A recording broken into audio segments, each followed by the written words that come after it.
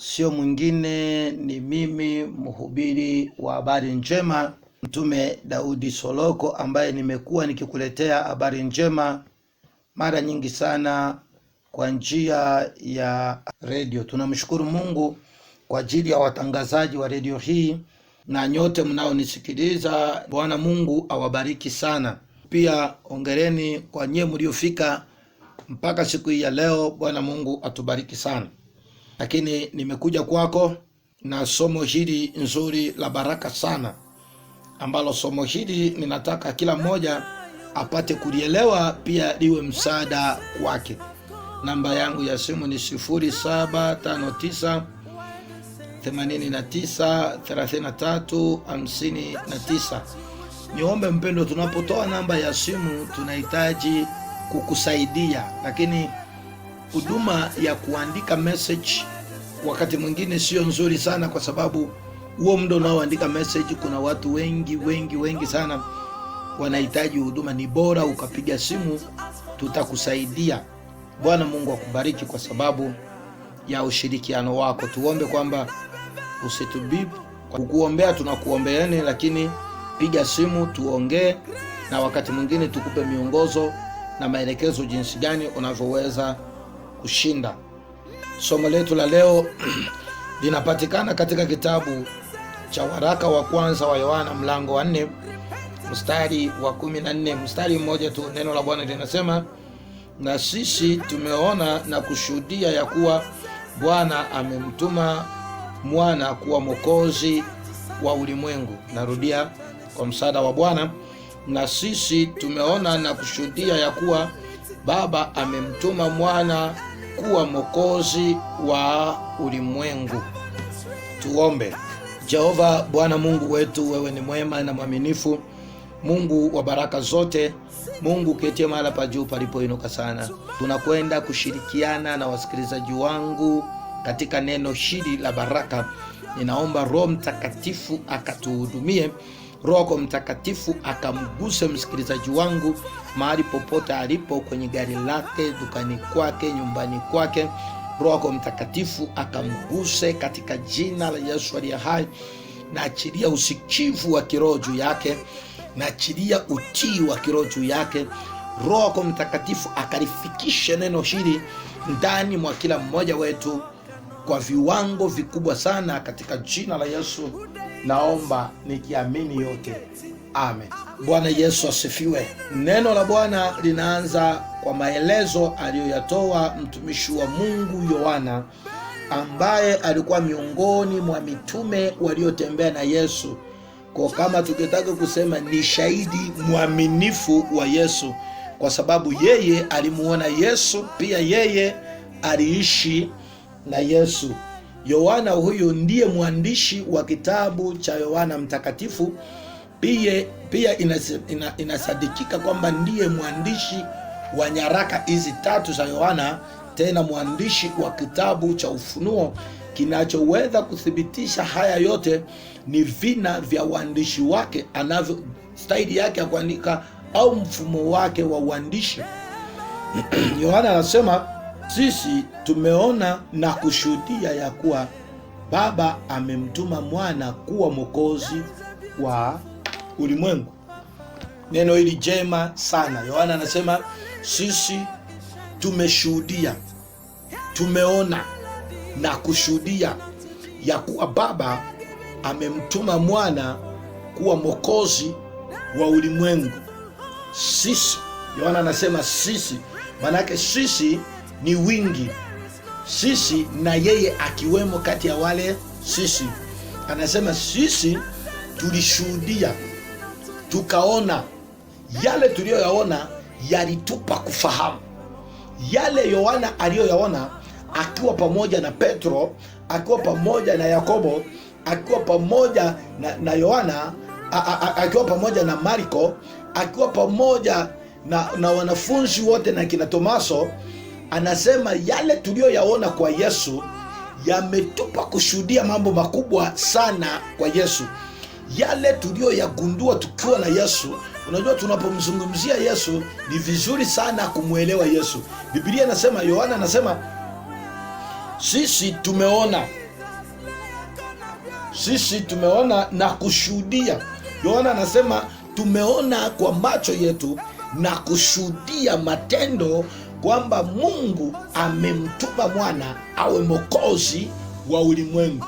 Neno jepesi sana, simple sana, lakini limebeba maana kubwa sana ya kimungu, limebeba maana sana kubwa ya kiroho. Yohana anasema sisi tumeona, tumekaa, tumeona, tumetembea naye, tumemuona, tumeona yale aliyokuwa akitenda. Tumejaribu kumlinganisha na manabii wengine, hafanani. Tumejaribu kusema labda ni nabii wa zamani ametokea tena, lakini hafanani. Tumemchukua Yohana Mbatizaji tukamleta na Yesu, tunamuona Yesu ni wa pekee. Tumemchukua Elia tumemleta na Yesu, tunaona Yesu si kama Elia. Tumemchukua Yesu tukamleta na Elisha, tumemuona Yesu si kama Elisha. Tumemchukua Yesu tumemleta kwa Musa, tumeona Yesu si kama Musa. Tumemchukua Yesu tumemleta kwa watumishi wa Mungu wengi, kwa mfano walimu wa dini. Tumemuona Yesu hata walimu wa dini wakimshangaa. Ndio maana Yohana anasema tukaona, tukashuhudia matendo yake, tukashuhudia, tukaona kwamba Mungu amemtuma mwokozi wa ulimwengu. Amemtuma mwana kama mwokozi wa ulimwengu. Hajamtuma mwana kama mwandishi, hajamtuma mwana kama nabii, hajamtuma mwana kama mtume. Biblia inasema amemtuma mwana kama mwokozi wa ulimwengu. Neno hili zuri sana, kama mwokozi wa ulimwengu. Maana yake mwana amekuja kuokoa ulimwengu. Ndio maana nakwambia Yohana katika uandishi wake vinafanana. Yohana 3:16, Yohana anasema tazama jinsi hii Mungu aliupenda ulimwengu hata akamtuma mwanawe pekee, ili kila mwaminie asipotee, bali awe na uzima wa milele. Yohana analithibitisha hilo tena, anasema sisi tumeona na kushuhudia matendo yake. Hatujawahi kumuona nabii aliyefanya mambo kama aliyoyafanya Yesu, mtu ambaye aliwahi kwenda akamkuta mtu yumo kaburini yapata siku 4, watu wote wamekata tamaa, kitu ambacho hakiwezekani. Lakini Yesu akawaambia ondoweni jiwe. Walipoondoa jiwe, Yesu akamtoa Lazaro kaburini aliyekaa yapata siku 4. Yesu kuna wakati alikuwa na safari, akakutana na msafara mwingine wa watu wanakwenda kuzika. Wakati watu wote wakikutana na msafara wa msiba, watu wanapeleka maiti makaburini au wanasafirisha msiba, watu wote huwa wanaheshimu. Yesu akasimamisha msafara, watu wakajiuliza, huyu ni nani asiyeogopa mauti? Huyu ni nani asiyeogopa kifo? Huyu ni nani haoni kwamba ni msiba? Yesu akasimamisha msafara. Yesu akamwamsha aliyekuwa amekufa. Yesu akaahirisha mazishi ya ule mtu aliyekuwa amekufa. Yesu akabadilisha historia ya familia ile. Tayari walikuwa wamesha hesabu wamempoteza ndugu yao, lakini Yesu akamrejeshea uzima. Wanafunzi wakashangaa, wanafunzi wakatulia, wakasema hapana, huyu sio mwanadamu wa kawaida. Tukiangalia matendo yake hayafanani na manabii wetu waliotutangulia. Tukiangalia kutenda kwake hakufanani na walimu wa dini. Tukiangalia kutenda kwake hakufanani na makuhani. Tukiangalia kutenda kwake hakufanani na Mafarisayo na Masadukayo. Hata Mafarisayo wanakuja wanashangaa, wanamuuliza Yesu, uwezo huu ulionao umeutoa kwa nani? Na hayo unayatenda kwa amri ya nani? Nao wote wamepigwa na butwaa, wanamshangaa. Kuna mahala pengine wanafunzi wa Yesu wakisafiri na Yesu, walipomwamsha Yesu akiwa baharini, Yesu akatuliza mawimbi ya bahari. Biblia inasema wakashangaa, wakasema huyu ni nani ambaye hata mawimbi hata pepo na bahari vinamtii? Ndio maana Yohana anasema sisi tulipomtazama tukagundua, tukashuhudia kwamba Mungu amemtuma mwana kama mwokozi wa ulimwengu. Ili ulimwengu uwe salama, ulimwengu unahitaji mwokozi. Ili ulimwengu upone, Ulimwengu unamhitaji Mwokozi, na huyo Mwokozi si yule ambaye watu wanajitafutia, si yule ambaye watu wamejichongea, si yule ambaye watu wamejipangia. Sikiliza nikwambie, kwa nini Mungu amtume Mwokozi? Kwa nini Mungu atume mtu wa kuokoa? Maana yake dunia inahitaji msaada, dunia inahitaji kupona, dunia inahitaji kufunguliwa, dunia inahitaji kuona mbele. Sasa haiwezi kuona mbele kwa sababu iko katika hali mbaya. Maana yake nini? Watu wa dunia wanahitaji msaada, watu wa dunia wanahitaji kufunguliwa. Nani wa kuwafungua? Wote, wakubwa kwa wadogo, wasomi na wasiosoma, wamechanganyikiwa. Wanajaribu kujitahidi kujisaidia kwa nguvu zao na kwa akili zao, wanaishia kufika mahala hata misaada wanayoitafuta ya kibinadamu haijawahi kuwasaidia. Napenda niseme na wewe, yawezekana ndoa yako inakusumbua, umekwenda mpaka kwa waganga, mganga amekupa dawa ya kuweza kumtawala mume wako ili mume akupende. Unadai ni dawa ya upendo, lakini dawa aliyokupa imemfanya mume wako kuwa mjinga, imemfanya mume wako kuwa mtumwa. Ungali unakohoa, yeye anaitikia abe, kuliko aseme naam, mume wako anaitikia abe. Unajaribu sasa kumrudisha katika kuwa kama hali yake ya kwanza, umeshindwa. Tayari ulishamroga. Ni kwa sababu unataka msaada kwa nguvu zako na kwa uweza wako. Kuna watu mambo yalipowasonga wamekimbilia kwenye mabaa, wamekwenda kunywa pombe ili kupoteza msongo wa mawazo, ili kupunguza mawazo walionayo. Napenda niseme, hata kama utakunywa pombe sana, hata kama utalewa sana, ujue tatizo lako liko pale pale. Pombe haiwezi kuondoa tatizo. Tunajaribu kutengeneza mfumo wa kujiondolea matatizo, lakini tunajikuta ndio tunaongeza matatizo. Ulikimbia kelele nyumbani kwako, ukakimbilia kwenye baa, ukasema nikanywe bia 2, bia 3, nitapunguza mawazo kwa sababu nyumbani kwangu kuna kelele. Lakini kule uliko kwenda kwenye baa, umeenda kumkuta changudoa, na huyo changudoa pia umembeba, umejikuta tayari umeenda kuwasirika. Kwa ulikuwa nadhani unaponya tatizo, umezalisha tatizo lingine. Umekimbia mke na watoto, umekimbia mume na watoto kwa ajili ya madeni. Unajua ukikimbia utasalimika, utafungwa, utasalimika, utakamatwa na polisi. Unakimbia, lakini wakati huo hakuna amani. Kule ulikokimbilia unajikuta kwamba unamhitaji mume wako, umemwacha mbali. Unamhitaji mke wako, umemwacha mbali. Unahitaji watoto wako, umewaacha mbali. Kule ulikoenda unaanza kutafuta maisha mamoja. Kwa uwezo wako na kwa nguvu zako huwezi kujisaidia, huwezi kujipa kufanya kitu ambacho kitakacho kusaidia. Msaada wa kibinadamu ni mahangaiko matupu. Mhubiri anatuambia nini? Mhubiri anasema kitu kimoja nilichokiona katika dunia ni kwamba shughuli zote za wanadamu ni ubatili mtupu. Wanapanda wanashuka, ni ubatili mtupu. Wanakwenda na kurudi, ni ubatili mtupu. Mambo yote kwao ni ubatili mtupu. Mhubiri huyu anasema kwa hekima zake, anasema nimejaribu kukaa nikatafakari yote wanayohangaikia wanadamu toka asubuhi mpaka jua linatua. Wengine wanachelewa hata kwenda kulala, lakini kazi zote wanazozihangaikia ni ubatili mtupu. Mwingine anafikiri kwa kuwa na wanawake wengi ndio ataonekana yeye ni mwanaume, ndio ataonekana yeye ni kidume, ataonekana na nguvu. Ni ubatili mtupu, ni kujirisha upepo, ni kujirisha upepo. Mwingine anadhani akiwa na mke wa pembeni anamkomoa mke wake. Napenda nikuambie, bado hujamkomoa mke wako, bado hujafanya jambo la maana, bado hujatatua tatizo, ndio unaongeza tatizo lingine juu ya lingine. Mwingine anadhani akiwa na wanaume 2 3, akiwa na washikaji wengi, atanunua uwanja, atajenga nyumba. Lakini angalia kilichokukuta.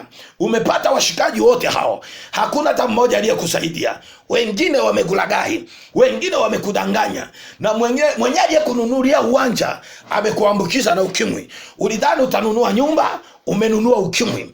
Ulidhani utajenga, umenunua ukimwi. Ulidhani utakuwa maarufu, umenunua ukimwi. Wengine kwa ajili ya kutaka kupata jina duniani, wengine kwa ajili ya kutaka kuwa watu maarufu duniani, wamejikuta wako kwa waganga, na mganga amemwambia mimi nitakupa dawa tu. akamwambia tutengeneze dawa. Akamwambia, mimi sitaki kutambika, mimi sitaki kuagua, lakini mimi nataka dawa tu. Kumbe hujui kwamba ile dawa unayopewa unajiingiza katika chama cha kishetani bila kujua. Leo umejikuta umekuwa mwanachama wa shetani, unajaribu jinsi ya kutoka humo, umeshindwa jinsi ya kutoka. Lakini ulivyokuwa unakwenda, ulikuwa nakwenda kutafuta msaada, ulikuwa nakwenda kuisaidia familia yako, ulikuwa na lengo la kuiponya familia yako. Leo kilichokukuta, unaiteketeza sasa familia yako. Ulienda, walikuambia dawa hii hautaua watoto wako, lakini leo ulipofikia, wamekudai baba yako umepeleka, umedaiwa mama yako umepeleka, leo umeambiwa hata mke wako mpeleke, ili uendelee kuwa na magari, ili uendelee kuwa na maduka, ili uendelee kuwa tajiri, ili uendelee kujenga, ili uendelee kumiliki fedha ulizonazo. Napenda niseme na wewe leo, nguvu yako haiwezi kukusaidia, wanadamu hawawezi kukusaidia, elimu yako haiwezi kukusaidia, cheo ulicho nacho hakiwezi kukusaidia. Mungu Baba amemtuma mwana kama Mwokozi. Peke yake ana uwezo wa kukusaidia, peke yake ana uwezo wa kukuokoa. Hata kama umepotea, hata kama umekwenda mbali na uso wa Mungu, kwa sababu ulivyokuwa nakwenda, ulijua unakwenda kutafuta msaada, lakini msaada umepoteza maisha yako, msaada umekugharimu. Mungu kwa upendo wake amemtuma mwana kwako kama Mwokozi wa ulimwengu. Amemtuma mwana kwako ili akuokoe leo. Amemtuma mwana kwako ili aokoe ndoa yako. Umeingia ndani ya ndoa yako, mume wako alipochelewa kurudi, ulisema leo atakuja kuniona. Ukidhani utakavyopiga kelele ndivyo atakavyookoa ndoa yako. Ulivyopiga kelele ndivyo alivyoondoka ndani ya nyumba yako, hakurudi tena mpaka leo. Umejaribu kwenda kwa waganga, umejaribu kwenda kwa wachawi, ndio kabisa anaendelea kutokomea, na kwenye mikono aliyoangukia wanaendelea kumroga, na wewe unaendelea kuroga. Kwa nini uhangaike? Napenda nikuambie, giza huwa linashindwa na nuru tu. Kama mwenzio amekwenda kwa mganga, wewe geuka, ngeukie Yesu. Yeye ndiye Mwokozi wa ulimwengu. Amekuja kuokoa maisha yako yaliyopotea. Dada yangu, unaanguka kifafa. Kaka yangu, unaanguka kifafa. Kifafa kinakusumbua. Kila mwezi ukiandame lazima uanguke kifafa. Mwezi unapokwenda mwezi unapokwenda gizani lazima uanguke kifafa. Umejaribu dawa ya kila aina, imeshindikana. Kikombe cha Loliondo ulikunywa, imeshindikana. Kikombe cha Mabatini Mbeya ulikunywa, imeshindikana. Hakuna mganga ambaye hujaenda kwake. Ulikuwa unaanguka mwezi unapoandama, unaanguka mwezi unapoingia gizani, lakini sasa unaanguka hata mwezi haujaandama, unaanguka hata mwezi ukiwa katikati, unaanguka sasa hivi haeleweki, unaanguka hata katikati ya watu. Sasa hivi hujui ni lini utaanguka, na kinakujia kwa kukushitukiza, lakini madawa umeyajaza ndani. Una mizizi ya kila aina, una miti ya kila aina, una mawe ya kila aina, una matambiko ya kila aina. Kila tambiko lilo nalo unadhani litakusaidia, lakini halijakupa msaada. Bado unahangaika tu. Una mawe ya kwenye mito, bado haijakupa msaada. Una mizizi ya miti ya kila aina, bado hiyo mizizi haijakusaidia. Una waganga wa kila aina, bado hawajakusaidia. Angalia shida ulionayo. Wewe ni bosi kazini, wewe ni mfanyakazi wa serikali, lakini angalia shida ulionayo. Mgongo wako umejaa chale, kiuno chako kimejaa chale, una chale kwenye mapaja kwa ajili ya usalama wako kazini. Na kila leo mganga huyu anakuchanja, kesho namkia kwa mwingine, kesho kuto namkia kwa mwingine. Hujawahi kupata amani pamoja na waganga ulionao. Ukiende kazini unakuta na huyo mwingine mfanyakazi mwenzio naye ameenda kwa mganga mwingine. Mnachofanya ni kushindana. Leo napenda nikwambie, acha kuhangaika, acha kupata shida, acha kujisumbua na vichupa vya madawa, acha kujisumbua na irisi, acha kujisumbua na mawe unayopewa na waganga, acha kujisumbua na uchawi unaopewa. Napenda nikuambie leo, acha kuwa mchawi usiyejitambua kuwa ni mchawi. Geuka. Mungu amemtuma Mwokozi, amemtuma mwana kama Mwokozi wa ulimwengu. Amekuja kukuokoa leo, amekuja kukutoa katika mateso ulionayo, amekuja kukutoa katika vifungo ulivyo navyo. Sikiliza niseme, angalia kujitahidi kwako kote kumeishia paovyo.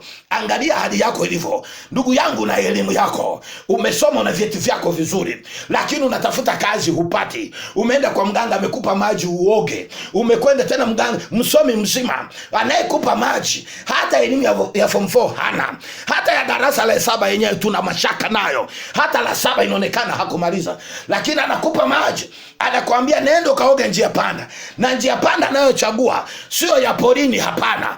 Amechagua pale mafiati kabisa, katikati kwenye mataa. Anakuambia ifikapo usiku saa 6 nenda ukaoge pale. Na wewe msomi na akili yako unakwenda kutafuta ajira, ukaoge maji njia panda. Napenda nikuambie, unapoteza muda wako, unapoteza muda wako. Wakati ni sasa. Achana na vibwengo, achana na matambiko, achana na uchawi. Geuka. Mungu amemtuma mwana kama Mwokozi wako, kama Bwana wa majibu yako, kama Bwana ambaye ni msaada wako. Angalia unavyopata shida na ofisi ulionayo. Kwenye kiti hicho, ili uingie kwenye ofisi yako, lazima ugeuke, uingie kinyume nyume kulingana na masharti ya mganga. Tabu ya nini hiyo? Mganga amekuambia usila nyama na unatii huli nyama. Mganga anakuambia usilale kitandani. Hapo ulipo bosi mzima hulali kitandani, unalala chini. Hapo ulipo bosi mzima huvaagi nguo za gharama, unavaa nguo za mitumba tu. Hapo ulipo bosi mzima huwezi kununua dishi la kuogea. Dishi lako unaenda kuomba kwa jirani, kwa sababu ni masharti ya mganga. Una maisha mazuri, una gari nzuri, lakini imekushinda tu dishi la kuogea. Dishi lina shingapi? Dishi linauzwa shingapi? Dishi linauzwa bei ndogo sana. Shetani amekamata akili yako, shetani amekamata ufahamu wako, shetani amekamata uelewa wako. Unakwenda ndo unapotea, unakwenda ndo unaishia. Nisikilize nikuambie, hayo yote unayohangaikia ni ubatili mtupu. Biblia inasema katika Zaburi ya 127 mstari wa 1, neno la Bwana linasema, Bwana asipoujenga mji, wajengao wafanya kazi bure. Napenda nikuambie, Bwana asipojenga nyumba yako, vyote unavyovyangaikia ni bure. Bwana asipoleta amani ya ndoa yako, vyote unavyovyangaikia ni bure. Bwana ametumwa na Mungu kuwa Mwokozi wa ulimwengu, ili akupe amani, ili akuponye, ili akuweke huru. Na kualika leo katika jina la Yesu aliye hai, geuka, mgeukie Mwokozi. Geuka, mgeukie Bwana wa amani. Yeye amekuja kwa ajili ya kukupa amani. Yeye amekuja kwa ajili ya kukupa faraja. Yeye amekuja kukupa msaada. Angalia, kuna mtu aliyewahi kuomba msaada. Napenda nikutajie baadhi ya watu waliowahi kuomba msaada. Bartimayo mwana wa Timeo akasikia kelele, akasema kuna nini kinaendelea? Watu wakamwambia Yesu wa Nazareti anapita hapa. Bartimayo akatambua, akasema huyu ametumwa na Mungu, huyu ndiye msaada wetu, huyu ndiye Mwokozi. Akamlilia Bartimayo, akamlilia, akamwambia Yesu mwana wa Daudi, na kuomba unirehemu. Yesu akamkaribisha Bartimayo. Na kuambia leo, Yesu anakukaribisha kama alivyokaribisha Bartimayo. Yesu anakukaribisha kama alivyomwita Bartimayo. Akamuuliza Bartimayo, unataka nikutendee nini? Bartimayo akasema, macho yangu yapate kuona tena. Yesu Mwokozi wako anataka kusaidia leo. Unataka kutendee nini? Yesu Bwana wako anataka atulize nyumba yako. Yesu Bwana wako anataka kubariki, ufanye biashara isiyokuwa na majuto. Yesu Bwana wako anataka aguse maisha yako, akuponye leo, uishi maisha yasiyokuwa na taabu. Angalia, umejenga nyumba nzuri, lakini ulali ndani yake, unaminywa usiku kucha. Ulianza kuhama kitanda, hali bado mbaya.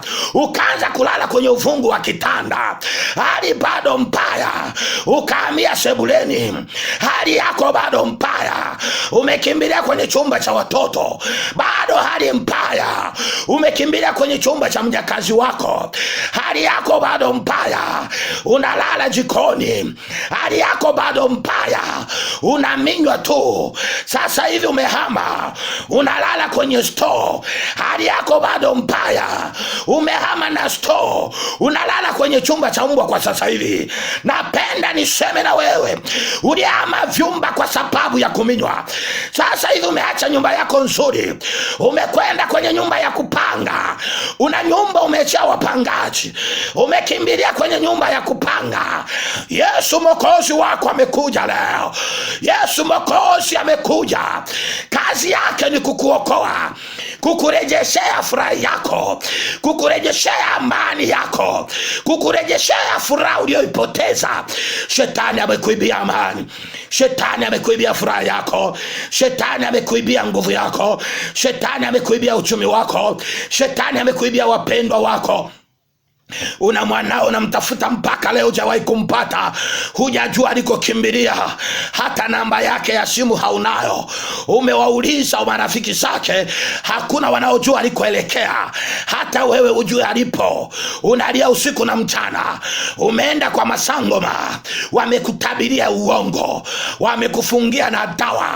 Napenda nikwambie, yupo Mwokozi atakaye kurejeshea mume aliyekutoroka, atakaye kurejeshea mtoto aliyetoroka, atakaye kurejeshea watoto waliokupotea, wapendwa wako waliokukimbia. Yupo Mwokozi atakao kurejeshea. Na kualika leo, na kuita leo, njoo katika upendo wa Yesu, njoo katika upendo wa Yesu. Usifanye moyo wako mgumu. Sikiliza nikuambie, dini unayo ndio, dini haiwezi kukusaidia kukuletea amani. Una dini miaka nenda rudi, lakini haujawahi kupata faraja ya kutosha. Una dini maisha yako, una dini wanakujua ni mtu wa muda mrefu katika dini yako, lakini hujawahi kupata faraja. Ndiyo sadaka unatoa, zawadi unatoa, hujawahi kupata faraja. Kumbuka Biblia inatuambia, Yohana anasema, sisi tulipokaa tukamwona aliyoyatenda, tukashuhudia kwamba Mungu amemtuma mwana kuwa Mwokozi wa ulimwengu. Hajaja kwa masharti kwamba umpe kitu chochote, hajaja kwa masharti kwamba ukatoe sadaka, hajaja kwa masharti kwamba ukaende kusujudu na kuabudu. Yeye amekuja tu ili aokoe ulimwengu, na Biblia inasema ili wote wamwaminio wasipotee, bali wawe na uzima wa milele. Nisikilize leo, ndugu yangu, baba yangu, mama yangu, kaka yangu na dada yangu, sikiliza habari hizi njema za Yesu Kristo wa Nazareti, Mwokozi wako, Mwokozi wako, faraja yako, tumaini lako, uponyaji wako, amani yako, furaha ya moyo wako, tulizo la moyo wako ni Yesu Kristo pekee, ni Yesu Kristo pekee, ni Yesu Kristo pekee. Kuna bwana mmoja aliwahi kuja kwangu akaniambia, mtumishi, mimi niliona maisha magumu, nikaamua kuoa, nikadhani nitapata amani. Nikishaoa ndipo nikajiongezea majukumu, nikaona hali mbaya, nikaongeza mke wa pili, nikadhani maisha yatakuwa rahisi, nikakuta bado maisha magumu. Nikaamua kukimbia wake zangu wote wawili, nikaenda kumwoa mwanamke tajiri, lakini nikakuta hata huyo tajiri bado maisha magumu, hali bado ni mbaya, ninanyanyasika tu, ninasumbuliwa tu. Nikamwambia, pamoja na jitihada zako huwezi kujisaidia, huwezi kujipa amani.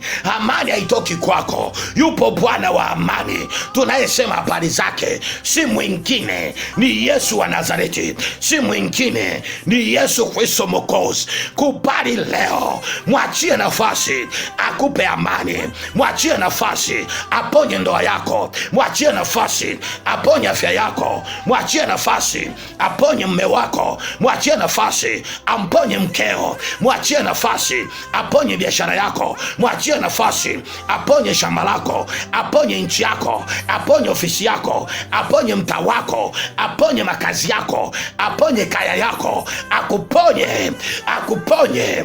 Mpe nafasi, mpe nafasi. Acha kupotea. Umepoteza vingi, kama yule mama aliyekuwa na ugonjwa wa kutokwa damu. Alipoteza vingi kwa waganga, kusimfae kitu. Alipoteza vingi kwa madaktari, kusimfae kitu. Alipogeuka akaenda kwa Mwokozi wa ulimwengu, siku hiyo hiyo msiba wake ulikwisha. Na kualika leo, njoo kwa Yesu, hutajuta. Na kualika leo, njoo kwa Yesu, hutajuta, hutadai umepoteza muda. Yeye atakupa faraja, yeye atakuponya, ataondoa msiba wako, atakupa amani ya kutosha. Asante kwa kunisikiliza, asante kwa kunisikiliza. Ninakualika kwa Yesu Bwana, ninakualika kwa Yesu Bwana, ninakualika kwa Yesu Bwana, ninakualika kwa Yesu Bwana. Kama uko tayari, omba nami sasa. Hata hapo ulipo, Yesu Mwokozi yuko tayari kukuponya. Yesu Mwokozi yuko tayari kukuinua. Na kumbuka Ijumaa ya wiki ile iliyopita, kuna mtu mmoja alinipigia simu baada ya mahubiri kama hivi. Tulipoomba akanipigia simu, anasema, mtumishi, nilikuwa sijiwezi. Baada ya maombezi haya nimejikuta nimepata nguvu kitandani, nimeinuka kitandani. Anasema anaishi maeneo ya Itua. Angalia umbali redio ilipo kutoka Uyole mpaka Itua, lakini Bwana Yesu ambaye ni Mwokozi wa ulimwengu alikwenda akamgusa Itua, akamponya, ni mzima. Nami naamini utakwenda kuwa mzima. Hapo ulipo yarudie maneno haya: Bwana Yesu, nakuja kwako, mimi mwenye dhambi, naomba unisamehe, lifute jina langu katika kitabu cha hukumu, liandike jina langu katika kitabu cha uzima. Nifungue Bwana, niondoe katika mateso haya, niweke huru katika jina la Yesu. Nakataa kutumikishwa, nakataa kuonewa. Ukimbizi nilionao wa kiroho na ufuta katika jina la Yesu. Na kuomba Bwana Yesu, yatawale maisha yangu, niguse, niponye, nitaponyeka, nifungue, nitafunguka kwa jina la Yesu. Amen. Nitaomba kwa ajili yako. Baba, katika jina la Yesu, guse mtumishi wako huyu aliyesikiliza neno hili. Ameamua kuacha vyote, ameamua sasa kukugeukia, kwa sababu amehangaika sana, amesumbuka sana, amedanganywa mno. Sasa ameamua kukugeukia Bwana. Hapo alipo, nyosha mkono wako, mguse katika jina la Yesu. Guse katika jina la Yesu. Mponye katika jina la Yesu. Pona na uwe mzima. Uzima wa Bwana uwe juu yako. Bwana akufungue katika jina la Yesu. Ponyeka kwa jina la Yesu aliye hai. Funguka na uwe mzima. Naomba nikiamini yote kwa Yesu Kristo Bwana wetu. Amen.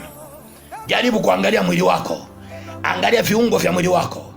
Hebu ujinyoshe, fanya kitu ambacho ulikuwa huwezi kufanya.